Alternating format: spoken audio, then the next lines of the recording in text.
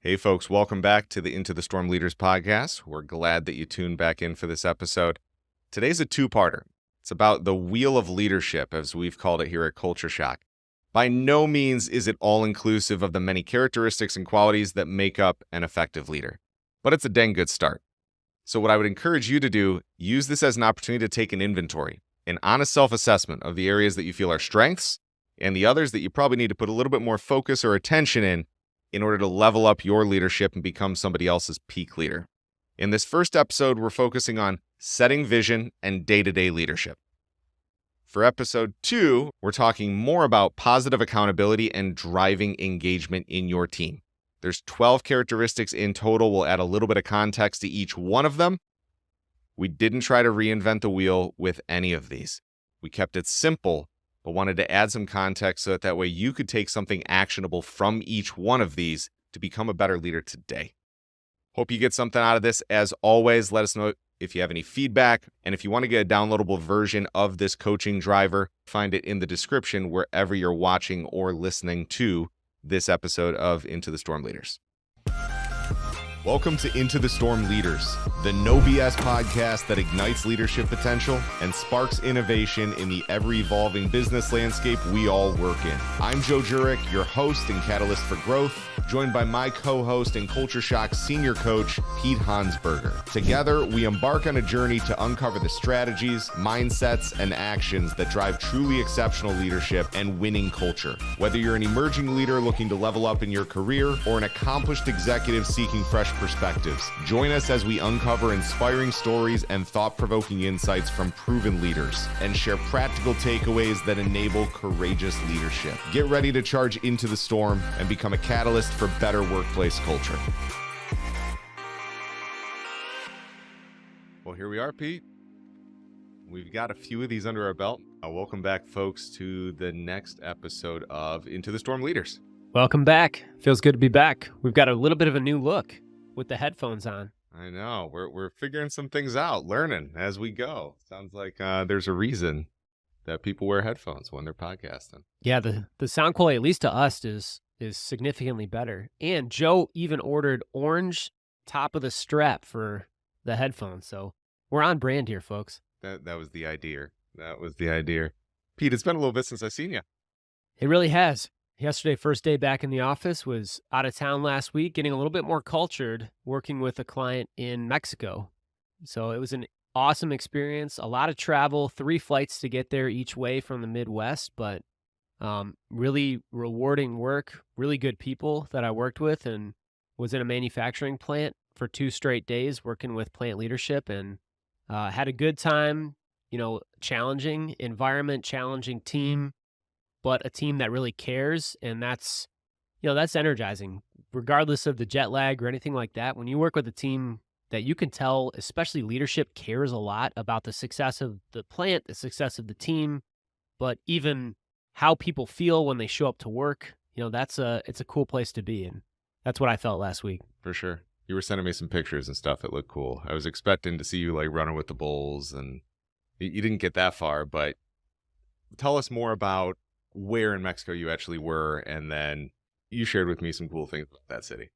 Yeah, I was in a city that's in central Mexico, and so I'm not on a resort town, not on the beaches or anything like that. More of a desert area, but a city in and of itself. And right down the street from my hotel was an actual bullfighting arena. And my only disappointment was that there were no shows that were happening that evening. And I would have loved to see, no doubt, bullfight, but maybe next time. It sounds like you've got a few other trips going down that way, so I feel like you're probably going to check it out at some point. True. Well, and like I said, getting a little bit more cultured was a little tongue in cheek, but to be able to witness how a different country operates business, leadership, management, team building, trust building, is actually, rounding out what I know about leadership. And, my experience primarily has been limited to the continental United States with the work that we do at Culture Shock. But every once in a while we get out and about a little bit. Joe, I know you went to Barbados in January, February of this year. Ron has been out of the country at leadership conferences here and there as well. But just any experience like that gives you a little bit of a different perspective on how people do business. Right.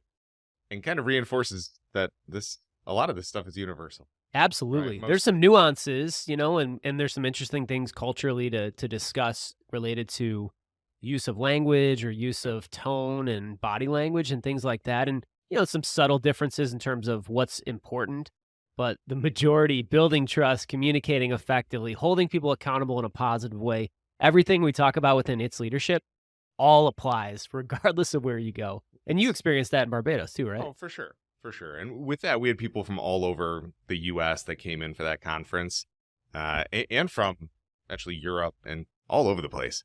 But it's leadership is people, right? It's No doubt. relationships, it's understanding how to connect, how to drive people, how to influence more than anything else. So that's kind of the premise for today, right? And there's going to be some consistent themes as we do these. We have another episode being recorded later today with one of our first guests. Very excited about that. Me too. Me too. And we have quite a few lined up now over the coming weeks that, we've been in conversations with a lot of our clients, a lot of owners and just successful business leaders. And I'm pumped to get some of them on, but I also enjoy when we get a chance to sit down and kind of talk leadership and talk some things that I think our audience will find value in. So what we were looking at in anticipation of today are just what managers need to be effective, right? Like what training, what skills do first-time managers need? Do accomplished managers need to refresh on?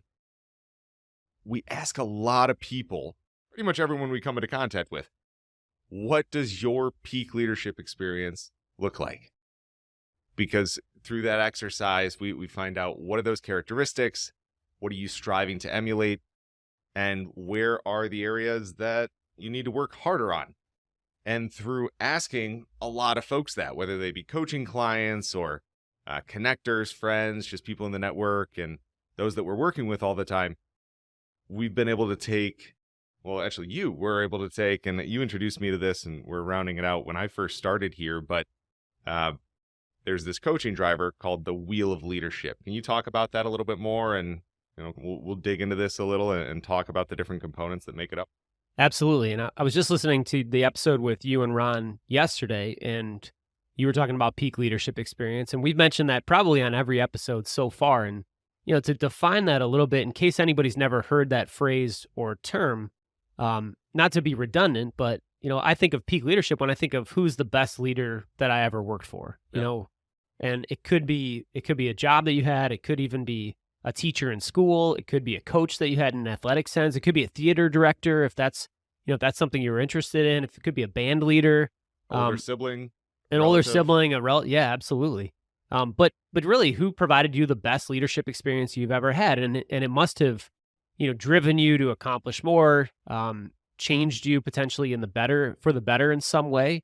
But who gave you that best experience? And as we worked with coaching clients going back several years now, that's something that's come up time and time again, because one-on-one clients, in some form or fashion, regardless of what their objective is, it rolls up to, I want to be a better leader. I want to be a better influencer of my team members. I want to communicate better with them.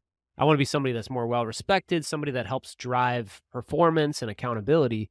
And so we started asking the question, well, how does somebody know if they're a well-rounded leader? Right. If they are somebody has a high likelihood of providing a peak leadership experience to somebody else on any given day. And that's where this Wheel of Leadership coaching driver came from. The majority of that came directly from one coaching client, but then we started asking other coaching clients and thinking about conversations we've had with other clients in general. And this is what we developed. And, if I can answer the question, how do I know if I'm being a peak leader day to day? Can I measure myself any given day in each of these components? It provides some clarity. It provides a little bit of understanding so that we're not wondering all the time. Because if you're listening to this, you're probably in a position where you've wondered at least once in the last 30 days to 90 days, am I doing a good job as a leader? I feel like I'm doing I'm trying hard, but am I well-rounded in this area? where do I have room to improve? What are some of the strengths I want to build on? And we talked before we started recording today about there's almost an assumption or a prerequisite to using the wheel of leadership, and that is you have to want to be a good leader, and you have to have a little bit of that learner mindset where you're willing to analyze yourself a little bit. And that's what we talk about, vulnerability based trust and the humility. You have to have some of that humility to For say, sure. I might look at this wheel and I might see an area in which I am currently weak, and it might hurt a little bit to hear that. But the best leaders, the ones that we admire the most and who have given us our peak leader experience, have a little bit of that humility where they're willing to always work on themselves in addition to um, driving accountability for others. If they weren't, they probably wouldn't be too many people's peak leader, 100%. right? And this is a healthy way to just take an inventory of your skills, of your strengths. Look, we do this SWOT analysis in business all the time, where you identify strengths, weaknesses, opportunities, and threats. We don't often apply that to ourselves and do it in more of a personal way. And we'll talk more about that in a future episode, and we'll have some other exercises there too. But with this, just specifically looking at these 12 things, and granted, there are a ton of components that go into being an effective leader. But we can focus on all those things, or we can simplify it down and say, if we're strong at most of these, we're probably going to be pretty dang good. And if we're always working to get better, then what more can you really ask for, right? That's at its core, the deepest level. If you care about being a good leader, if you want to work on yourself, you can pick these things out one by one and work on them. You could look at 99 different small components of being a leader. We believe that we've captured the general essence. And maybe going back to the 80-20 rule, these 12 components might be 20% of the actual components are out there, but they cover 80% of the qualities that are really needed to make you a well-rounded leader. So, Yeah. There is that temptation, I think, a lot of times to always look for the next component or always look for the next thing. But, we become masters of none pretty quickly if we're trying to get better at 99 different areas. So 12 might even be a lot, but it's simplified down to the point where, we even break these 12 down into 4 separate areas, Yeah, like or 4 4 larger quadrants. So, yeah, we make it a little bit detailed within each of those quadrants. But if we can keep things simplified and have you not asking yourself, keeping yourself up at night, with the 99 different things. Did I do this yesterday? Did I do that yesterday? Every once in a while, if we're reviewing this simple wheel and just thinking about where am I doing a great job, or you know what, maybe I'm not doing a bad job, but I haven't put a lot of effort or time into this one area lately. Maybe it's time to re-engage with that. Yeah. I think that is one of the most crucial aspects of leadership, is having some process for a gut check, Definitely. for an assessment of what am I doing right? Where do I need to put a little bit of extra effort and attention? Because the more senior you get into your career, the less other people are telling you, right? The less accountability that you get from others, because early on, it comes from everywhere. You're getting it from your parents, you're getting it from your teachers, you're getting it from your first boss, and at the organization you're a part of early in your career, there's a lot of layers above, right? And as you grow, just that natural accountability comes from fewer and fewer places. It becomes more and more up to you. True. To really be able to identify and not live in this fantasy land. If I'm doing all these things exceptionally well, like we need to find out. And this is just one way to pulse check. But let's take a step back for a moment and talk about, like, why? What do you think managers are up against, right? It's a first-time manager, somebody gets thrown into a role or promoted into a role that they worked really hard for. What are some of the dynamics that lead to that person, even if they want it, kind of falling or faltering or having a negative impact on the people that they're leading? Well, this reminds me of recent history. A few clients that I'm working with now are are either turnaround facilities where somebody purposely joined as a leader to try to help turn around the culture or turn around the performance of a facility. And so you imagine you're thrust into a situation where the stakes are high and you really need to perform as a leader. And so understanding where to start in those areas, even if you inherit a good team, is kind of overwhelming sometimes. And some things that we're up against, there might be a lack of clarity as far as who does what within the organization. There might be a lack of clarity as far as where does this department want to go? What are we really working toward? Because you can pedal really fast in a number of different directions and not really get anywhere, Yeah. in a circle and end up in the same place that you were when you started. So the lack of sort of direction, what the plan is, tends to be something that is a struggle to overcome and can be overwhelming. We've seen things like just inability to trust your team members, and we can go back to all the characteristics that we talk about in the It's Leaders program. But the lack of trust or lack of even familiarity with your team is something that we need to address quickly. And we've talked before about accelerating trust. That's something we can do there, but things like that, things like ineffective communication, the struggle to do that, not only, on a big picture, but day to day. What do these little interactions need to look like? That can be something that we're up against as leaders. The awkwardness that comes with having difficult conversations, you and Ron covered it quite a bit in the last episode, but that's a real thing. And especially if you're new to a team and you inherit a team or you join a team that has had people work in that team for 10, 20, 30 years, and now you're the new person. I mean, that's a difficult situation to navigate. And then from our standpoint, the ongoing ear to the ground as far as how's the team doing? Will they honestly tell you if people are struggling?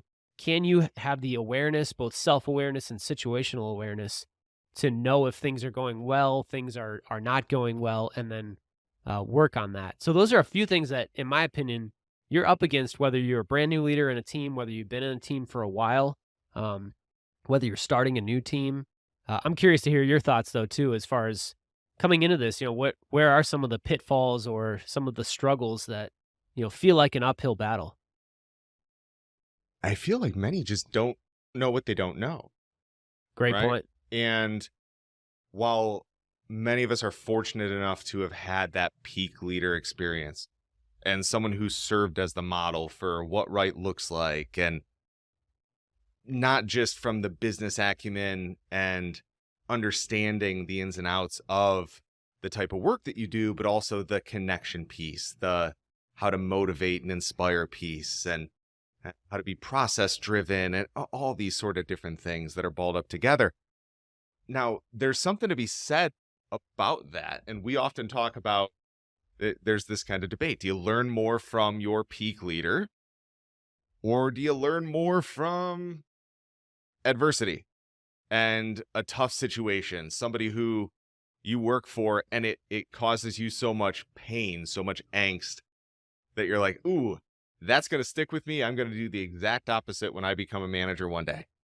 But when people do become managers, often they're thrown into it without this sort of ramp up, where they actually get leadership training and they're not promoted because they already have all these leadership abilities. A lot of times it's because they've stuck around and they're the most senior person, or they've been a top performer, because not all companies have shifted to this mindset where they have a high performance individual contributor track, right? The only way up is into management. And there's a big difference between managing people and things.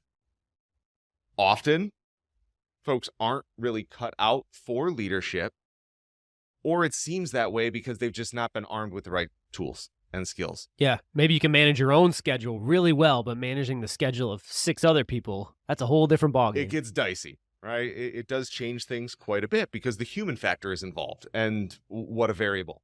Right. Every interaction is going to be a little bit different, and the skill set just dramatically shifts from being an individual contributor to being a leader.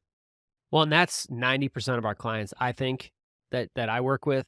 They will say to me some variation of, the reason we want to get manager training or coaching is because we had somebody who was really good at what they did and we promoted them into a management position without giving them the requisite skills to be in that management position. And see, still in 2023, almost everyone says that in some form or fashion because leadership is busy. Clients are demanding, customers are demanding. Um, in a perfect world, they would have internal resources at every client size or level to handle it all themselves. But most small businesses we work with, mid-sized businesses, and even some larger organizations, that hire us will say we do have some internal resources, but we need help from outside resources as well. And that's a big reason why, you know, we have so many clients is because, they don't have enough resources to provide just the time and attention required. Because, to do it right, we think there is a lot of time and attention required. And to answer the question, now you know what you don't know. It takes a lot of time and information. And part of our hope for this episode right now is to tell you what we think you might not know, and to answer that question a little bit, because that's a tough place to be. Anytime I'm trying to solve a complex issue, if I'm not an expert, or even trying to fix my own lawnmower and get it to start, which is happening now for me. If I don't know what I don't know, I'm just kicking different tires and poking around at things. So you have to find out what you don't know in order to make it better. So Yeah. that's hopefully over the next 20 to 30 minutes. If you're in a leadership position now, you manage other people, or if you aspire to be in a leadership position, or even if you're a great individual contributor and you just want to be a really good teammate to the rest of your team and influence without authority, as we talk about, we're going to try to answer that question for you. What do you not know? What does a well-rounded leader look like? And what are some easy things you can implement very quickly to become more that well-rounded person? Yeah, and look, even if you're an executive listening to this, and you're like, I could have written your wheel of leadership. I've done Right. this my I've whole lived life. it. Because we say this all the time as well, folks. It's like we're students of leadership ourselves. We're continually learning. We're always trying to learn from everywhere around us, and iterate and enhance our own thinking, and just continue to get better. And I would encourage you, even if there's not things on here that are earth shattering, where you're like, I've never heard this before, use it as a chance just to reflect and to do that honest self-assessment, that clarity break for a moment, to say, how would I rate myself in each of these? So that way, coming out of it, you've got a blueprint for, well, these three things, I had the lowest rating when I was honest with myself about it. So that's where I'm going to apply some additional focus. Sure. There's a big difference. Yeah, there's a difference between knowing how to do something and executing it on a daily basis. We just probably don't have the time to be executing all 12 of these components at 100% effectiveness all the time. Right. There's times we're going to be better than others, and there's times we're going to fall short in some areas and really have to double down on other areas. And look, life happens. For the same reason that people can't always develop their new managers or just develop their teams the way that they want to, humans are busy. Yep. We have time management issues. Well, tell us if you are doing all these things really well. Please contact us, come on the podcast, and explain to the listeners, alongside of us, what are you doing that's working so well? Sure. Or even if there's some of them and you want to share your success. I mean, the idea with this is that, we take real world stories, and I think there's something relatable and inspiring about that when you hear somebody who's been able to take a challenge or one of these gap areas and charge through it and turn it into a strength. And without further ado, we'll start breaking these down here. I'll tell you, if you want to see this, you can download a copy of it as well. I'll make sure that it's posted in the description of most places that you'd be seeing or listening to this, and then also on cultureshock.com. So for any resources that we ever go through, you can always get the downloadable copy of them as well. That way you can take it back to your teams, have a conversation, and if you're driving in the car or something like that, and you don't have the chance to watch the video that we're recording, it'll at least give you something to look back on and follow up with your folks on. So Sure. Let's start at that highest level, Pete. You said there's 4 quadrants that kind of encompass this.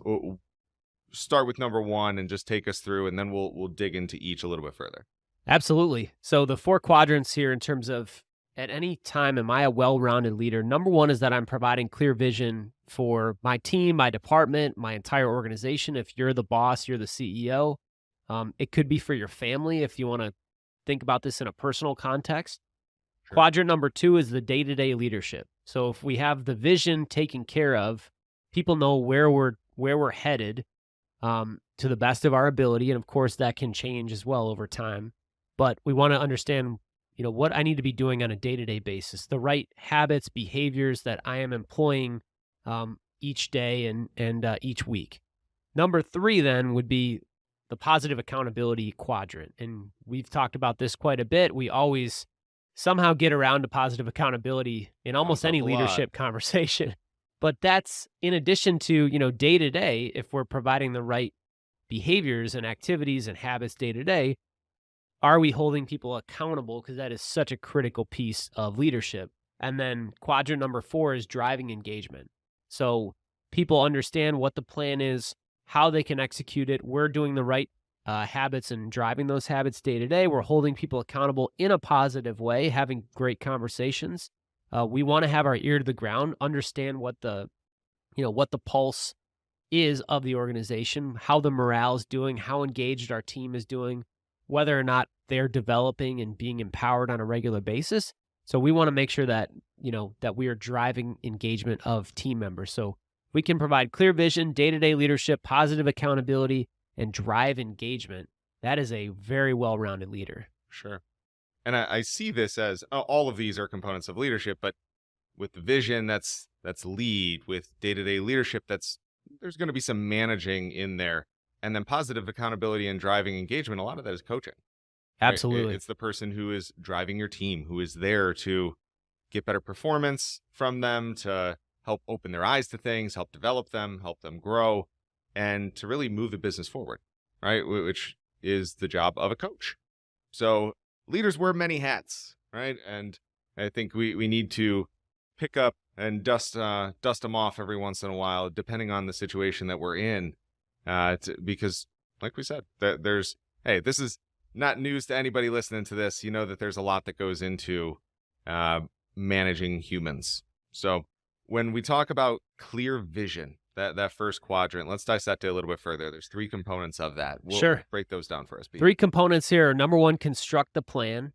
Like I said, for your department, for your company as a whole, for your nonprofit organization, for your sports team, what is the plan? What's our identity? What do we want to be about? Yeah, let's stick on that for Okay. a sec and kind of take them one by one here, because I think you're always involved in setting the plan, depending on where you come in. So at least that's how many might perceive it. They come into a middle manager role, even a director or a VP role, and the plan has been set. The vision has been set by your executive team. But even down to say you're running a region or a district or a team at a certain plant or something like that, there's still bringing that plan to life, right? Constructing the execution for that plan. And I think the components that I see as being important here is that you're a big picture thinker, and Yep. you can predict what's out in front of you that maybe others don't see because they can't see the forest through the trees. They're in it, right? This is where stepping back to work on your business instead of in the business is vital, right? That's something that often goes overlooked. Sure. Any other thoughts there on the plan? Yeah, you mentioned like taking the time to predict, and I would even say to attempt to predict, because you may not be able to predict, you may get some predictions wrong, but we see some clients that don't even attempt to predict, and that creates this environment where people just feel like they're showing up, clocking in, clocking out, and there's no bigger purpose to why am I here? So when you hear people talk about it's just a job, the just a job mentality, a lot of times that's because there's not been someone casting a vision and doing the work to try to predict, to take history as a learning indicator and try to predict the future accordingly, or just be aware of sort of macroeconomic things that are happening, but also what you're seeing, what you're hearing from your own clients and customers to attempt to make that plan. And when we're building it, like you said, the plan might already exist, but I would encourage in terms of constructing, well, how do we plan on executing our piece of this to the best of our abilities? And then get your team excited about that and rally around, okay, this is the big picture plan. Maybe I didn't have control over that necessarily, but here's what we're doing as an organization. And guess what? We have an exciting opportunity to be part of that execution of that, to hit this target, to hit this goal. And that, how we're going to do it can be part of constructing the plan, regardless of how much influence you have over the plan or the specific hard numbers themselves. You might not be coming up with the company name and Right. the 10-year forecast and things like that, but you're surely part of the strategy. And that takes us into the next component from this clear vision quadrant, which is communicate the plan, right? And Painfully simple, but not that easy to do all the time. oh boy, this is one of the major areas for disengagement, complacency, burnout. People don't understand their part to play. And it's because while there may be clear vision, while there may be a really good plan in place, it's not filtered down, or it's not cascaded, or it's not put in somebody else's language and in their world. Like, here's how the work you're doing has an impact on the larger plan. That's when we've done culture consultations with organizations and one-on-one interviews with cross-functional groups and things, and we every it's like every different business unit and function is critical to this machine, but that's often not stated or made to be a big enough deal, right? It's not communicated enough to get everyone rowing together, because they know not only what's in it for them, but what their part to play is. And one thing that I think about too is, don't assume your team knows the plan. We hear that quite a bit. And you mentioned in the those culture consultation interviews we've done, at least one client in the last 2 years that you and I have been involved in, we've heard different goals or different big picture objectives, or an understanding that is just completely different between members of different departments. So one department will say, well, I don't remember. I think this is kind of our big picture goal. And someone else will say, no, I'm very sure it's this other Yeah, thing. And so we've heard these mixed messages, which, isn't disastrous in and of itself, but we think that there's opportunity to be more aligned as a team, and to be more efficient in pursuing the the goals and the plan if everybody knows what they are and they're shared quite frequently. for sure. Well, it's that when we talk about everyone rowing together, if you've got even one person in the boat rowing in the opposite direction, it's going to slow you down. Yep. And when there's confusion, when a plan is communicated once and not followed up on, it's like we repeat ourselves on the things that matter most. We make time for the things that matter most. When it comes to vision, when it comes to values, like, they can't just be a part of onboarding. Leaders have to, it's got to be their personal mission to keep that stuff alive in the work that you're doing. Because otherwise they're just words on the wall. They're nice to haves, but they're not a part of the culture, a part of the fabric of the organization, right? So we got to take that part seriously, and keeping that alive. And I think from there it takes us into the third aspect of that clear vision. And this one, I think if we just spent the rest of this pod talking about this, a lot of good would come from it for a lot of people, because it's maybe not seen or perceived by as many people as this fundamental or top 12 leadership ability or skill. But without it, chaos occurs, right? Things start to fall apart, and there's miscommunication and confusion and lack of understanding and conflict that's unnecessary rather than healthy.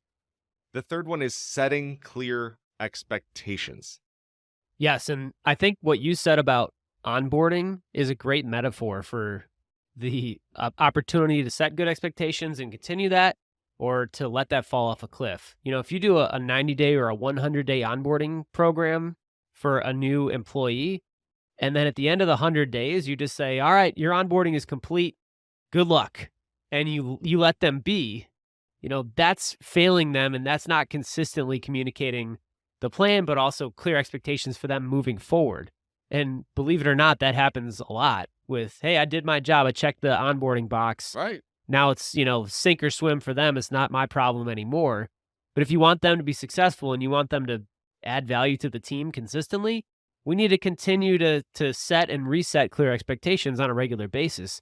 So we recommend sharing the plan and communicating that with your team, and then setting and resetting expectations at least quarterly with everybody and that's involved in executing the plan, which should be everybody in your entire organization.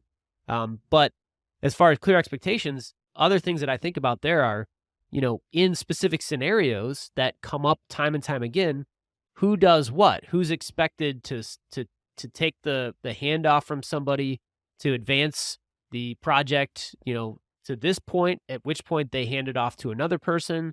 Or if somebody calls the main office line with this question, who's the right person that it should get sort of wired to, that they answer that question? We spent entire half days and even full days with groups just trying to answer that question. Who does what? Where does my authority start and stop? What are my expectations in this scenario, this scenario, this scenario? Right. The more we can communicate that, the better. I'm glad you took it there, because when you said even quarterly, I was like, no, every day, every conversation that we have is a chance to set clear expectations. What's often missed or assumed is that when you set those expectations, that they are understood or agreed to.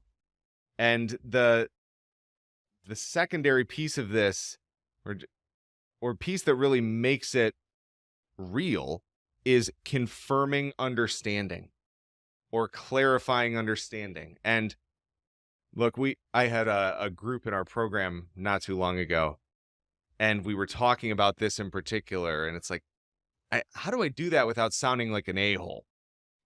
Where I don't want to just be like, hey, you're dumb, repeat what I just said so I know that you're listening. Right. How do you do it in a way that's not demeaning, but that also ensures it's crystal clear on both sides? Because without those expectations, you can't have accountability. You can't it makes everything so much harder. So what we had come up with, and I'm curious if you have anything that you can add on to this too, Peter, another approach, but what we've seen work really effectively is that combo of humility and clarity, where by saying, hey, I don't always communicate these things clearly. Do you mind telling me what you got from that? Yep. It's so simple, but by putting some of the ownership on yourself as a communicator, that other person doesn't feel so, like you're talking down to them. It's just, hey, I want to make sure that we're on the same page, because I'm not always concise and clear when we're going through these things. I could have very well missed something. So help me make sure that I communicated that, right? I think that's a really effective way of confirming that understanding, short of having somebody write it down, get commitments, take it to that degree. You can naturally ask somebody for that confirmation in every interaction, just to make sure we're on the same page. Right. Right. I love that. That mutual verbal confirmation is what we're looking for. We want to still treat people like professionals and like adults. One other way that I've found success doing that is just trying to restate everyone's individual responsibilities all at one time toward the end of a conversation. Okay, so just to recap this conversation, you're doing this week. Your big objective is this week. You're doing this, and sort of stopping and pausing for a second or two after each, just so that one person, each person can nod their head, or they can, verbally say, yes, got it, good to go. And so if we do that, we spread it out to everybody, and it's not just one person saying, do you understand this? Please repeat it back to me. That tends to go over well too, because you're sort of closing the loop in that way. If you're doing stand-up meetings at the beginning of a week or beginning of a workday, or you're doing any sort of team meetings, and you don't recap action items with clear responsibility and timelines on those, what are you doing? Like that, it's such an that one is not just simple, but an easy step to remember to just clarify at the end of any sort of conversation, right? And that's something that we're hyper disciplined around because of EOS and the level 10 meeting structure that we operate on, we and some of our team members are implementers for. But just even if you're not an EOS run company, making sure at the end of every meeting that there are clear next steps. Boom. It is such a win, such a way to get stuff done faster with clear expectations. Definitely. And I like too we're going to reset expectations for this month. Here's our big objective as a company for this month. And then if you ask somebody to elaborate on it a little bit, that is asking for them to explain it back to you without, demeaning anybody. So, hey, can you, here's the big objective. Can you tell me kind of what this means to you? Or Yeah. can you elaborate on this for me a little bit? What does that look like? Yeah. Or what's your plan to execute this? To ask that, it then transfers some of the ownership to that person. So now they feel, okay, part of this responsibility is on me to take this clear expectation and show somebody what my plan is to execute it. That's by doing this step and putting that, like having that curiosity-led approach yet again. You'll hear us say that till we're blue in the face. Whether it's a performance review, whether it's the beginning of a project, by asking those questions instead of just saying it. Like I was working with a group a couple weeks ago, and they kept just repeating things in different ways, where if it seemed like somebody was confused, they would change up how they said it and say it 2 or 3 more times, trying to like force the square peg into the round hole, right? Instead of just asking. And so often that's the critical step. Hey, let's move over into the day-to-day leadership. So we hit on in clear vision, there's construct the plan, communicate the plan, set clear expectations. Why don't you take us through the next one that we have under day-to-day? Sure. So we've given ourselves a chance to achieve greatness with the first quadrant. Now this one is about putting the work in. So we have drive process, solve issues, and give great feedback. Now, process is a challenge for most organizations, ours included. Different personalities sort of dictate how much you like or rebel against process. But regardless, that's part of our job is to, as leaders and managers, to make sure people are doing what they're supposed to be doing, to follow it a way so that you're not limiting their creativity, but you're actually unlocking creativity. Because if I can follow a general set of fundamentals, and it's different, some organizations need really, really, detailed checklists and processes. Some it's more, the fundamentals, but we can innovate on top of the fundamentals.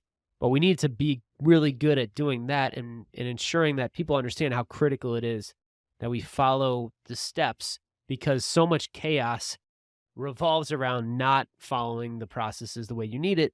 And I am a perpetrator of that from time to time here.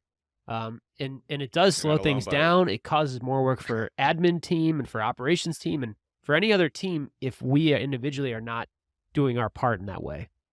Yeah, and I rebel against it as well. Like I self-coach the hell out of myself to be more process driven, and I've gotten fairly decent at establishing SOPs and process because of how important the need is at different stages throughout my journey. But my natural state is kind of flying by the seat of my pants. It's not to do things by the book, steps A, B, C every single time. And there's a myriad of different strengths and personalities out there, and you have to account for both sides of that coin. So when it comes to driving process, it should be simple.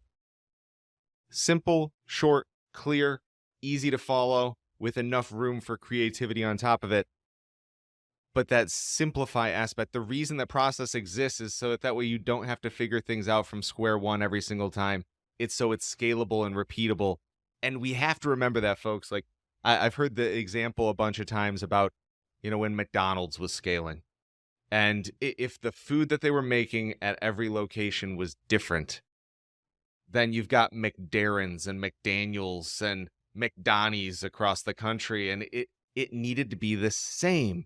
And it got consistent through a simplified process. And that's so important when you want to have that consistent brand reputation and client experience, that there's enough room for the human factor, but that things are done largely in this repeatable way, right?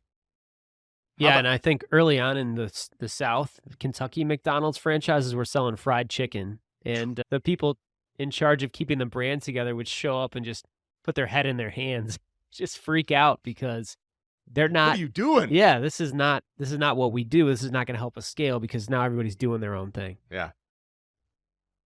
All right, we've got two more here. And in this episode, folks, we're going to hit the first half of the Wheel of Leadership. We'll have another episode that we take you through the back half, or the final 6 that are under positive accountability and driving engagement. But we've got 2 left under day-to-day leadership that I do want to talk about. So let's talk about solving issues. And, if you're an EOS run company, you're very familiar with this concept. It's a very simple concept, but the idea is if we're a leader, we are contributing to the solution of both things that are not working, things that need decisions, and things that are opportunities that need to be executed on. Yeah. And so, can we really focus on solutions? Can we leverage the talents around us?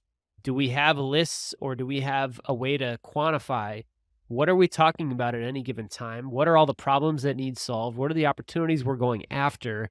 And how are we going to get there? What are the steps or the milestones it will take to get there? And to the extent you can help solve issues, you can be an awesome leader. You don't have to have the best people skills. You don't even have to like people. You could be a very introverted person or somebody who just doesn't want to talk to people all day. But if you can solve issues, man, that is a valuable skill to have. Well, yeah, but what are you saying? Somebody who just has to go learn everything and solve every problem, solve every issue? Absolutely not. Nope. To use the skills and talents of the people around you to help solve issues, to be the tiebreaker sometimes, and to be, again, a great question asker, to ask and explore and coach other people to help make decisions on things. Sometimes Yeah. you do need to make decisions as a leader. Sometimes you can encourage and empower other people to make those decisions, to be creative, to brainstorm, potentially out of the box solutions.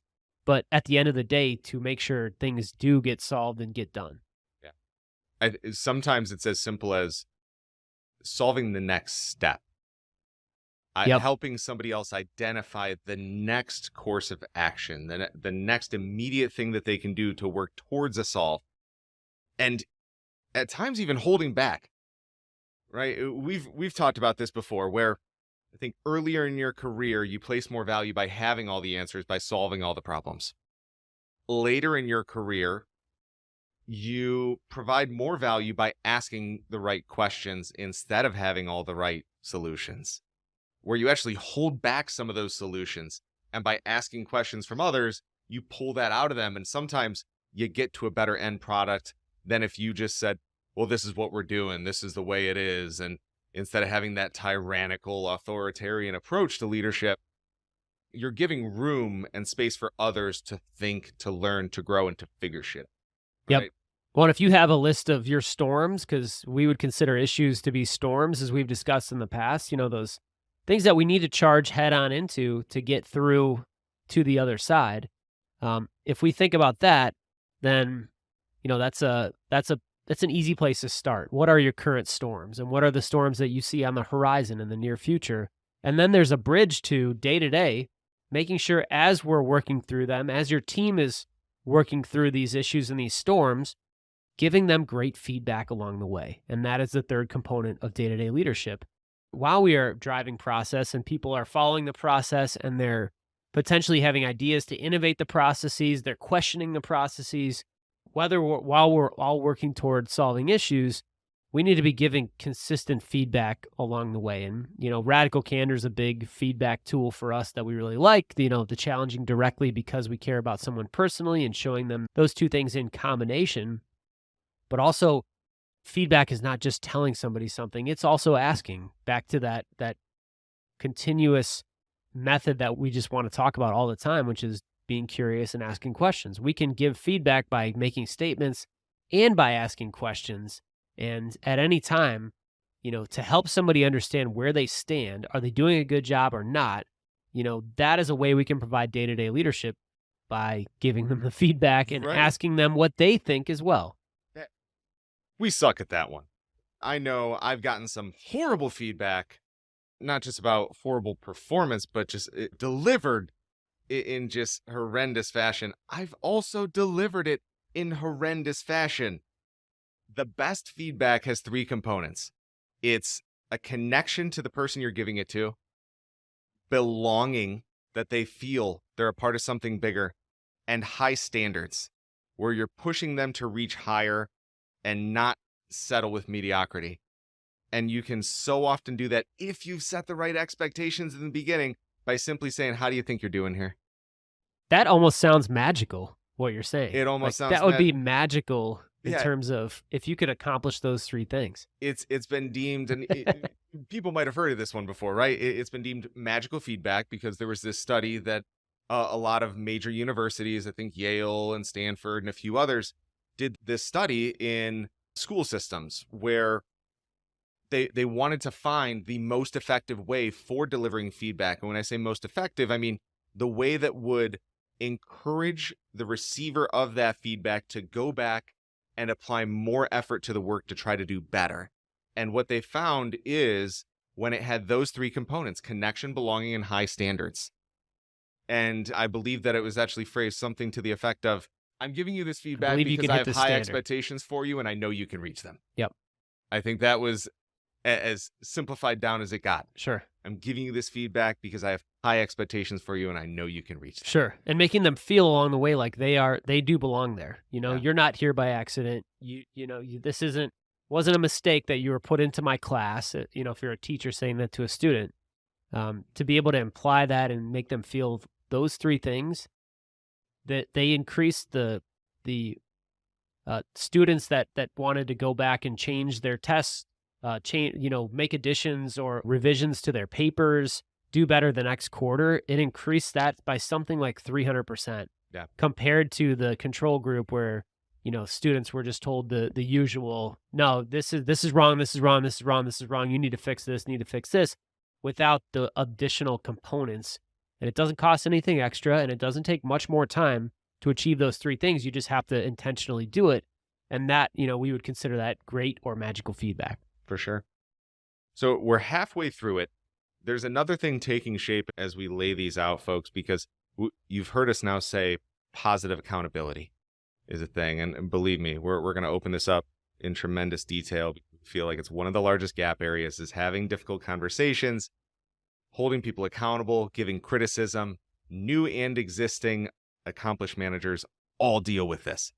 Positive accountability, you can't jump straight to it. You can't just go hold somebody accountable and expect for it to be perceived positively. But some of these different skills that we hit in the first two quadrants here, giving a common goal that people rally around, intentionally building trust, taking ownership, and setting clear expectations with people, getting that confirmed understanding, you're more than halfway there to being able to accomplish a culture of positive accountability or get to a place where it's at least conceivable that it can be a positive thing, a service, a gift to others where it's 360. We'll talk more about that on the next episode when we get into the back half of these. Pete, anything else you wanna leave off with today? Oh, it's been a pleasure. I hope as you're listening to this, you're doing some thinking about specific examples from your own personal life and work life, where you provided a great vision or someone provided a great vision for you, where potentially you or they fell short. And then from a day-to-day standpoint, we can work on any of these immediately. So is there one of these 6 components that we've talked about so far that you feel is an area to either build on today, tomorrow, and beyond, or to improve if you feel like it's a weakness? And other than that, thanks for sticking around. Stay tuned for part 2 as we dive into positive accountability and driving engagement. Yes, sir. I was going to add something else there, but that was just such a good way to end it. We'll just leave it at that, folks. We'll talk to you soon. Thanks, guys.